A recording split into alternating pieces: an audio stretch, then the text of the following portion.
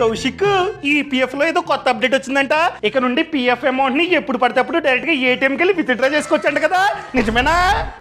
ఇది ఈపీఎఫ్ఓ 3.0 అన్నమాట. ఇది మే 2025 నుండి స్టార్ట్ అవబోతుంది. దీంట్లో భాగంగా ఇన్ని రోజులు మన జీతం నుండి పిఎఫ్ కట్ అయ్యేది. ఎంత కట్ అయ్యేది? బేసిక్ ప్లస్ డిఏ మీద 12% ఫ్రమ్ ద ఎంప్లాయర్ ఇచ్చేవాడు, 12% ఫ్రమ్ ద ఎంప్లాయీ. మన జీతం నుండి 12% కట్ అయ్యేది. కానీ ఇక నుండి ఆ పర్సంటేజ్ ఫిక్స్డ్ కాదు, కావాలంటే పెంచుకోవచ్చు. ఫర్ ఎగ్జాంపుల్ 30% కట్ చేయండి అంటే కట్ చేస్తాడు ఎంప్లాయర్. మనం ఎంప్లాయర్ కి చెప్పాలి. సో ఎంత పెంచుకుంటే అంత మనకేం మంచిది, ఎందుకంటే వడ్డీ ఎక్కువ ప్లస్ రిటైర్మెంట్ తర్వాత ఎక్కువ డబ్బు మనకైతే వస్తుంది, పెన్షన్ కూడా వస్తుంది అనమాట. ఇది ఫస్ట్ అప్డేట్. సెకండ్ వన్ చూసుకున్నట్లయితే మనం ఇన్ని రోజులు డబ్బుని విత్డ్రా చేసుకోవాలంటే కష్టమయ్యేది, పిఎఫ్ డబ్బుని తీసుకోవాలంటే కష్టమయ్యేది. కానీ ఇప్పటి నుంచి ఆ ప్రాసెస్ చాలా సింపుల్. వెంటనే అప్లై చేయగానే అప్రూవల్ వచ్చేస్తుంది, డబ్బు వెంటనే మన చేతికి వస్తుంది అనమాట. అది కూడా ఎలా అనుకుంటున్నారు? ఇన్ని రోజులు మన బ్యాంక్ అకౌంట్ లో డైరెక్ట్ గా పడేది 1 వీక్ తర్వాత 2 వీక్స్ తర్వాత. కానీ మే నుండి అలా కాదు, ఒక కార్డు ఇస్తారు. ఆ కార్డుతో డైరెక్ట్ గా ఏటీఎం కి వెళ్ళి డబ్బుని విత్డ్రా చేసుకోవచ్చు. ఎంత?